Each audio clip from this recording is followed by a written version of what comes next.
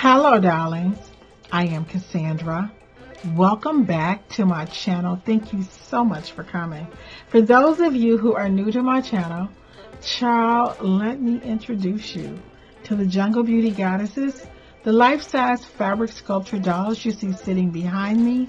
I created these dolls myself, and as I was sewing them, they would not stop talking to me, and this led to my Jungle Beauty Goddess book series, which is a juicy, sensuous love story about human evolution, my Jungle Beauty Goddess ancestor money, oracle deck, and spell rings.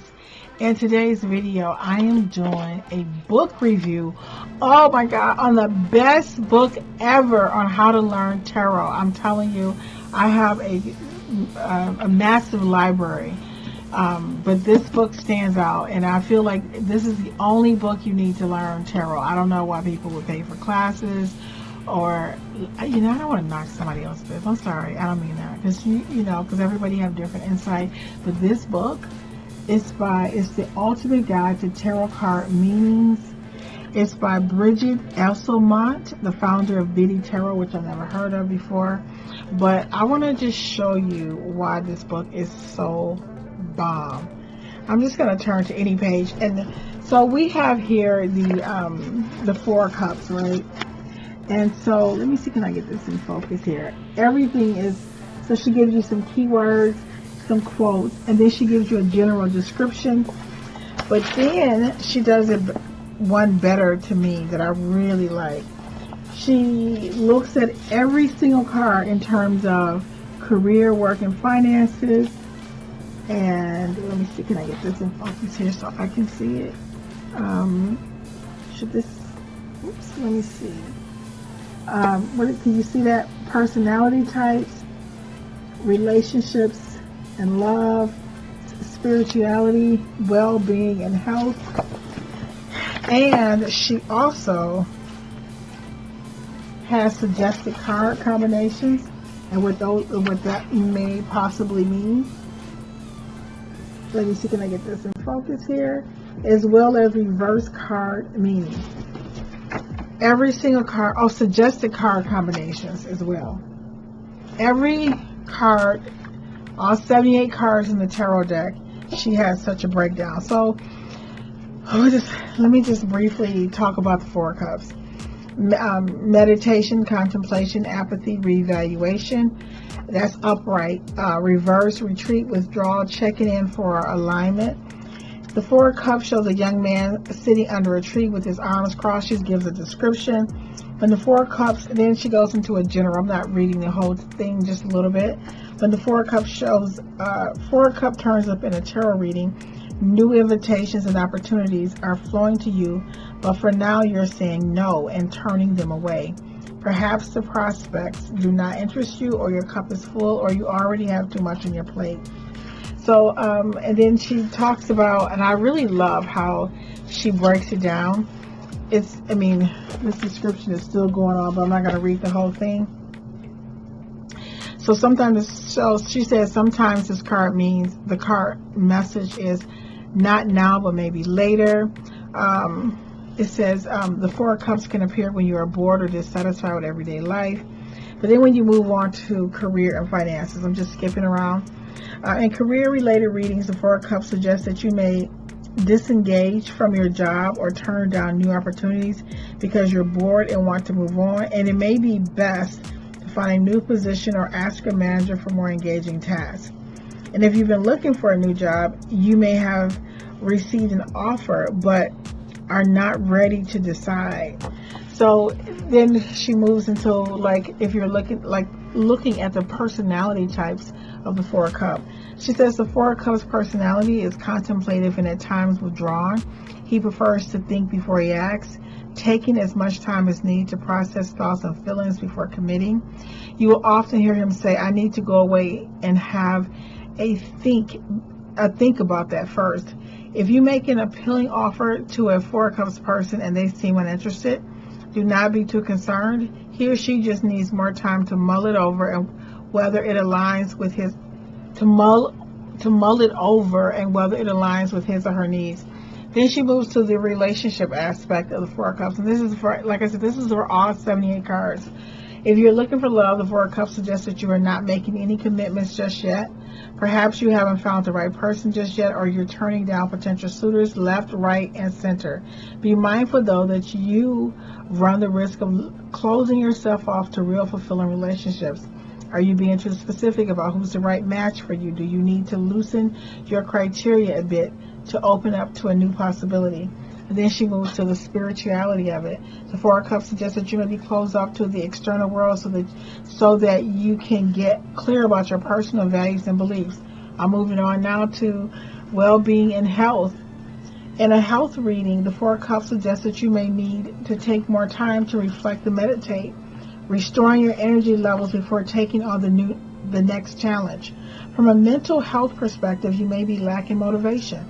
Be careful that you do not isolate yourself from others, especially those offering help. And then I love this part. Listen, guys, I love this. She has journal prompts as well. So here, for every single card, she goes through the career and finances, personality types, relationships and love, spirituality, well-being and health. And then she has journaling prompts. What new opportunities are in alignment with my highest good? What opportunities do I need to decline? How can I create the space for new possibilities to emerge? And then I like how she has the card combinations. So the Four of Cups with the Hermit means withdrawal and isolation from others, and and so forth and so on. And the reverse tarot card meanings, the Four of Cups reverse reflects a period of introspection and withdrawal.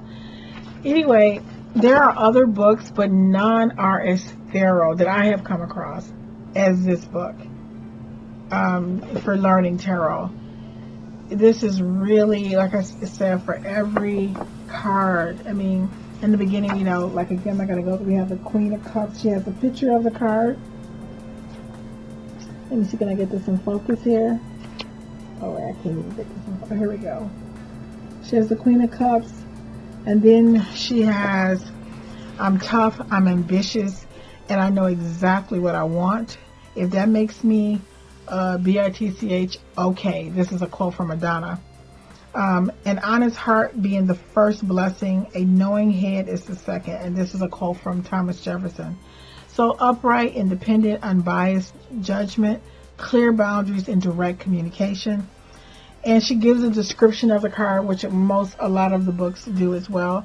And then she gives a general description. The Queen of Swords combines the mental clarity and intellectual power of the Suit of Swords with the maturity and receptiveness of the Queen. For career, work, and finances, in a work-related reading, the Queen of Swords can represent you, a colleague, or your boss. She is highly intelligent and can investigate and solve business problems productively. She would make an astute businesswoman or a good consultant, as she gets straight to the point and is very perceptive and articulate with her thoughts and opinions. This queen is a strong role model within the work environment and could be a great mentor to you. And then I'm bouncing around the personality type.